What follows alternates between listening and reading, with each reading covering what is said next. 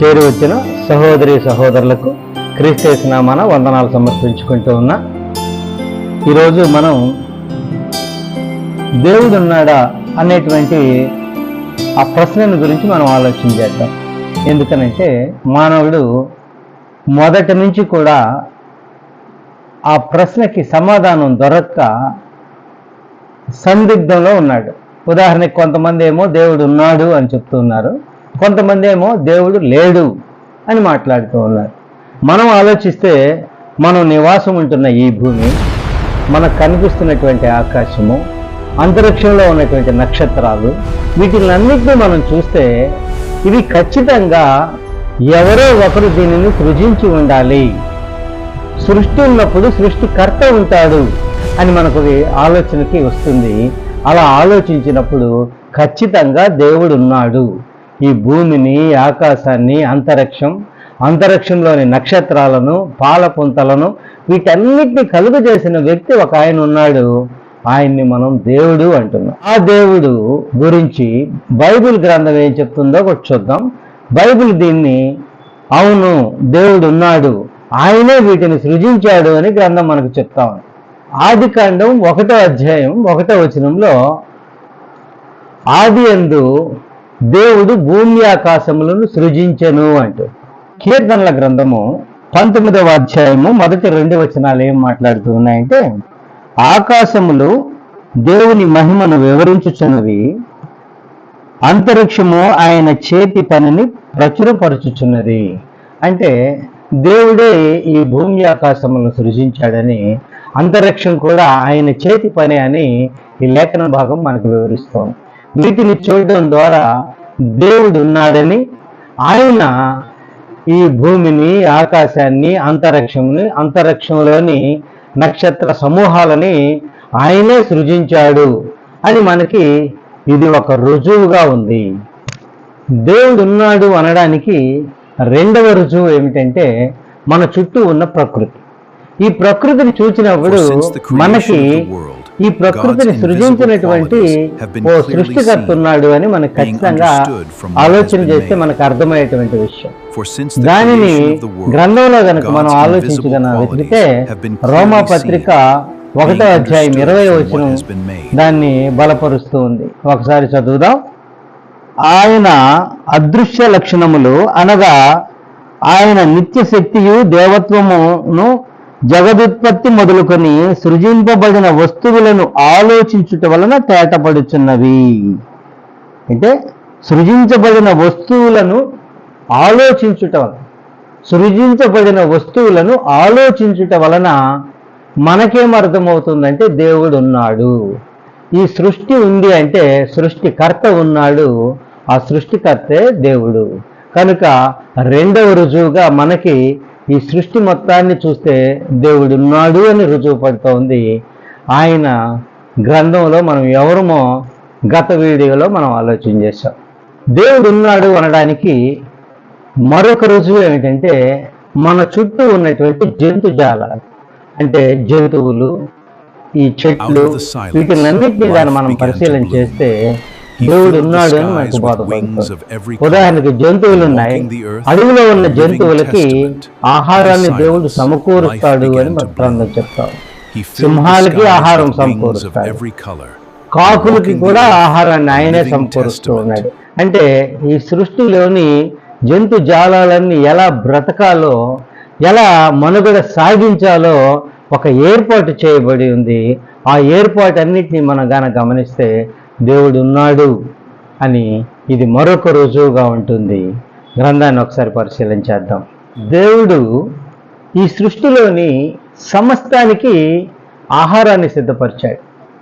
గ్రంథం పరిశీలిస్తే ప్రతి జంతువుకి, ప్రతి పక్షికి దేవుడు ఆహారాన్ని సిద్ధపరిచి ఉన్నాడని గ్రంథం చెప్తా ఉంది. దానికి ఉదాహరణగా యోబు గ్రంథంలో ఒకసారి చదువుదాం. యోబు గ్రంథము 38వ అధ్యాయము 40వ వచనం చదువుతూ ఉన్నాం. సింహపు పిల్లలు తమ గుహలలో పండుకొనున్నప్పుడు, తమ గుహలలో పొంచి ఉన్నప్పుడు నీవు వాటి ఆకలి తీర్చదవా?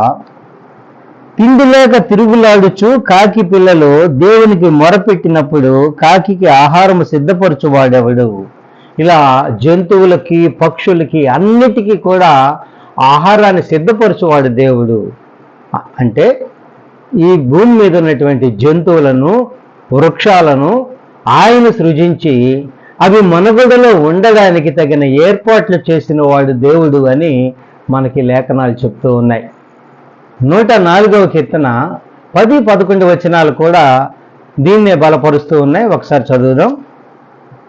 ఆయన కొండలోయలలో నీటి బుగ్గలను పుట్టించును, అవి మన్యములో పారును, అవి అడవి జంతువులన్నిటికీ దాహమిచ్చును, వాటి వలన అడవి గాడిదలు దప్పిక తీర్చుకును, వాటి ఒడ్డున ఆకాశ పక్షులు వాసము చేయును, కొమ్మల నడుమ అవి సునాదము చేయును. అంటే గ్రంథం చెప్పిన విషయం ఏంటంటే దేవుడు సృజించినటువంటి వాటికి ఆహారము, దాహం తీర్చేటువంటి కార్యక్రమం కూడా దేవుడు ఏర్పాటు చేసినట్టుగా మనం చూడవచ్చు. కనుక దీనిని బట్టి మనకి ఖచ్చితంగా దేవుడు ఉన్నాడు అని రుజువు చేయబడుతోంది. దేవుడు ఉన్నాడు అనడానికి మరొక రుజువు ఏమిటంటే మానవులు ఈ భూమి మీద విస్తరించి ఉండడం. ఈ మానవులు భూమి మీద విస్తరించి ఉంటే గ్రంథం మనకు చెప్పేది ఏంటంటే ఒక మానవుని నుంచే ఈ జాతులను దేవుడు ఏర్పాటు చేసినట్టుగా గ్రంథం మనకు చెప్తా ఉంది.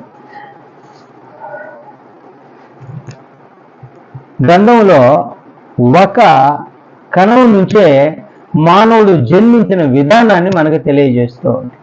ఆ ఒక్క కణమే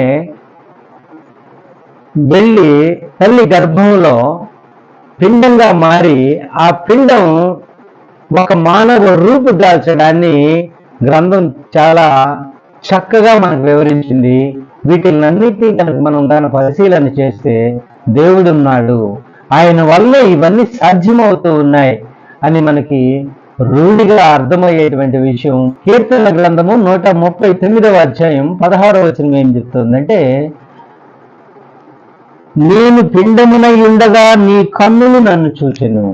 అంటే పిండము నుంచి ఒక వ్యక్తి ఎలా తయారవుతున్నాడో దేవుడు వివరిస్తూ ఉన్నాడు.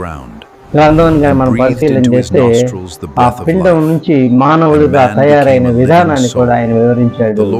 ఇవన్నిటినీ మనం అర్థం చేసుకుంటే ఈ మానవాళి భూమిని విస్తరించడం, మొట్టమొదట తల్లి గర్భంలో నుంచి ఈ పిండం పెరిగి పెద్ద మానవుడిగా రూపుదాల్చి తల్లి గర్భంలో నుంచి బిడ్డ బయటికి రావడం, ఈ అంశాలన్నీ మనం ఆలోచన చేస్తే దేవుడు ఉన్నాడు అనడానికి ఇది మరొక రుజువు అయి ఉన్నది. దేవుడు ఉన్నాడు అనటకు మరొక రుజువు గ్రంథంలో ఏమిటంటే ఆకాశం నుంచి వచ్చే వర్షం, ఫలవంతమైన ఋతువులు దేవుడు మనకు దయచేస్తూ ఉన్నాడు. ఈ వర్షం రావడం, ఋతువులు ఏర్పడడం, వీటిలన్నిటినీ మనం పరిశీలన చేస్తే దేవుడు ఉన్నాడు. ఎందుకనంటే ఆ ఋతువులు ఏర్పడడానికి తగిన విధంగా భూమిని సృజించినప్పుడే దేవుడు వాటిని, భూమి యొక్క అక్షాన్ని 23.5 డిగ్రీలు వంగి ఉంది అంటున్నారు. అలా వంగి ఉండడం వల్ల ఋతువులు ఏర్పడుతున్నాయని చెప్తూ ఉన్నారు. ఈ ఏర్పాటంతా చేసిన వాడు దేవుడు.